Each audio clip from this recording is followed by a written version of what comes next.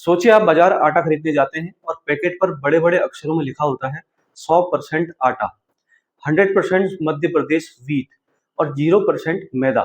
जाहिर है एक ग्राहक के तौर पर आपको लगेगा कि इस पैकेट में बिल्कुल वही चीज है जिसका इसमें दावा किया जा रहा है। लेकिन अब इसी तरह के दावे को लेकर देश की बड़ी एफएमसीजी कंपनी आईटीसी और फूड रेगुलेटर एफएसएसएआई के बीच विवाद खड़ा हो गया है और मामला दिल्ली हाईकोर्ट तक पहुंच चुका है। सबसे बड़ी बात यह है कि फूड सेफ्टी और स्टैंडर्ड अथॉरिटी ऑफ इंडिया की कार्रवाई के बाद आईटीसी के लाइसेंस पर भी खतरा पैदा हो गया था। लेकिन अब दिल्ली हाईकोर्ट ने फिलहाल कंपनी को राहत देते हुए एफएसएसएआई को लाइसेंस रद्द करने से रोक दिया है। मामले की अगली सुनवाई 9 सितंबर 2026 को होगी। तो आखिर पूरा मामला क्या है, एफएसएसएआई को 100% लिखने पर आपत्ति क्यों है और कोर्ट ने अभी कंपनी को राहत क्यों दी है? आइए इस पूरे मामले को बिल्कुल आसान भाषा में समझने की कोशिश करते हैं। नमस्कार साथियों, मैं हूं भोपाल रौतेला और स्वागत है आपका आज के इस नई वीडियो में। चलिए वीडियो की शुरुआत करते हैं। दरअसल ये मामला आईटीसी के आशीर्वाद एमपी चक्की आटे से जुड़ा हुआ है। इस प्रोडक्ट के पैकेजिंग और प्रचार में 100% आटा, 100% मध्य प्रदेश व्हीट और 0% मैदा जैसे दावे किए गए थे। एफएसएसएआई ने इन दावों पर आपत्ति जताई और कंपनी को ऐसे दावों को हटाने के निर्देश दिए। यहाँ आपको एक बात बहुत ध्यान से समझनी होगी साथियों, विवाद ये नहीं है कि एफएसएसएआई ने ये कह दिया है कि आशीर्वाद आटा मिलावटी है या इसमें कोई खतरनाक चीज पाई गई है।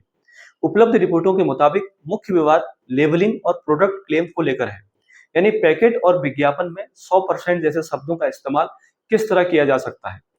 अब सवाल यह आता है कि एफएसएसएआई को 100% शब्द से इतनी आपत्ति क्यों है? इसकी वजह 28 मई 2025 की एफएसएसएआई की एडवाइजरी में है। एफएसएसएआई ने फूड बिजनेस को 100% जैसे क्लेमों के इस्तेमाल को लेकर चेतावनी दी थी। रेगुलेटर का कहना था कि मौजूदा फूड लेबलिंग फ्रेमवर्क, जिसमें 100% शब्द की कोई स्पष्ट रेगुलेटरी डेफिनेशन नहीं है और इसका इस्तेमाल उपभोक्ताओं के मन में किसी प्रोडक्ट की एब्सोल्यूट प्योरिटी या सुप्योरिटी की धारणा पैदा कर सकता है। एफएसएसएआई ने फूड बिजनेस में ऐसे क्लेम से बचने के लिए कहा था और 2018 के एडवर्टाइजिंग और क्लेम रेगुलेशन के तहत क्लेम को ट्रूथफुल, मीनिंगफुल और नॉन मिसलीडिंग रखने पर जोर दिया था। यानी अगर आसान भाषा में समझने की कोशिश करें तो फूड सेफ्टी और स्टैंडर्ड अथॉरिटी ऑफ इंडिया का कहना है कि अगर किसी पैकेट पर 100% लिखा है तो सामान्य ग्राहक उसे बिल्कुल लिटरल मीनिंग में समझ सकता है। इसलिए ऐसे शब्दों का इस्तेमाल ऐसे नहीं किया जाना चाहिए जिससे ग्राहक को प्रोडक्ट की कंपोजिशन या क्वालिटी को लेकर गलत इंप्रेशन मिले। इसी पॉलिसी के आधार पर एफएसएसएआई ने आईटीसी के आशीर्वाद एमपी आटा चक्की के क्लेम पर सवाल उठाए।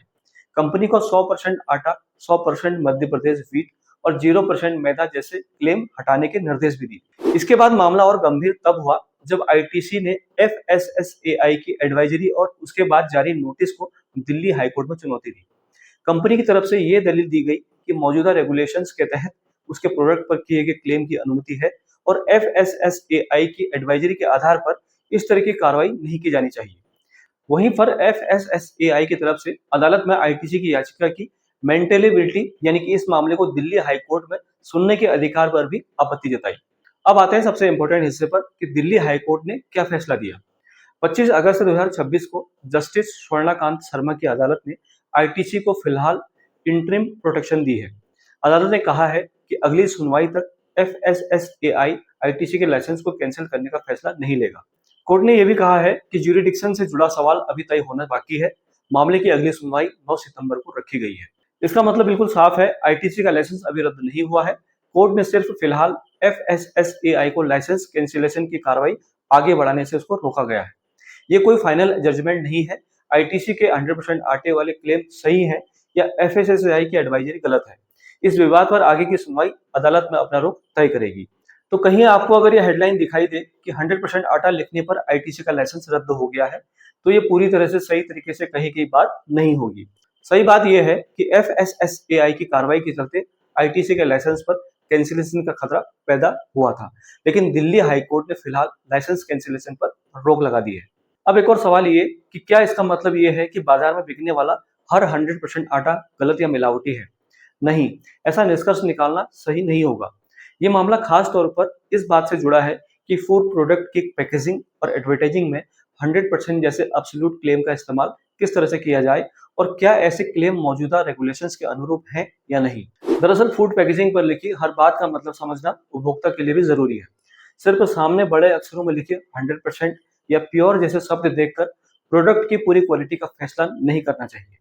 पैकेट पर ingredient list, nutrition information, manufacturing detail और बाकी मैंडेटरी डिक्लेरेशन भी देखना जरूरी। और यहाँ एक और बड़ी बात यह है कि FSSAI की ये कार्रवाई सिर्फ एक कंपनी तक ही सीमित नहीं रही है। हाल ही के दिनों में 100% जैसे क्लेम्स को लेकर दूसरे फूड बिजनेस पर भी रेगुलेटरी स्क्रूटनी बढ़ी है। कुछ कंपनियों ने ऐसे क्लेम को अपनी पैकेजिंग और प्रमोशन से भी हटाया है। इसलिए इस पूरे विवाद का असली सवाल सिर्फ आशीर्वाद आटा या ITC तक ही सीमित नहीं है। बड़ा सवाल यह है कि फूड कंपनीज अपने प्रोडक्ट को प्रमोट करने के लिए कितने एब्सोल्यूट क्लेम कर सकती है और एक आम ग्राहक को प्रोडक्ट के बारे में कितनी स्पष्ट और गैर भ्रामक जानकारी मिलनी चाहिए। अब 9 सितंबर 2026 की सुनवाई इसलिए महत्वपूर्ण होगी क्योंकि उस दिन इस विवाद से जुड़े आगे के कानूनी पहलुओं पर अदालत में सुनवाई होगी। फिलहाल ITC को अंतरिम राहत मिली हुई है और FSSAI को लाइसेंस कैंसिलेशन की कार्रवाई से रोका गया है। तो अगली बार जब भी आप बाजार में कोई पैकेज्ड फूड खरीदें तो उस पर 100% प्योर, नेचुरल या इसी तरह का कोई बड़ा दावा देखें तो सिर्फ उस एक लाइन पर भरोसा मत कीजिए। पैकेट के पीछे दी गई इंग्रेडिएंट्स, न्यूट्रिशन इंफॉर्मेशन भी जरूर पढ़िए। और इस पूरे मामले में सबसे जरूरी बात फिर से याद रखिए, अभी ITC का आशीर्वाद MP चक्की आटा लाइसेंस रद्द नहीं हुआ है। दिल्ली हाईकोर्ट ने फिलहाल FSSAI को लाइसेंस कैंसिलेशन करने से रोका है और अगली सुनवाई 9 सितंबर 2026 को है। यानी फिलहाल मामला अभी अदालत में है और अंतिम फैसला आना अभी बाकी है। दोस्तों उम्मीद करता हूं कि आज का विश्लेषण आपको पसंद आया होगा। मैं ऐसे ही इंफॉर्मेटिव वीडियो आपके बीच में लाते रहता हूं। चैनल पर पहली बार है, चैनल को जरूर सब्सक्राइब करें, वीडियो पसंद आए तो वीडियो को लाइक करें और अपने दोस्तों और परिवार के साथ जरूर शेयर करें। हम मिलते हैं एक नई वीडियो के साथ, एक नई जानकारी के साथ अगली वीडियो में। तब तक के लिए नमस्कार, जय हिंद।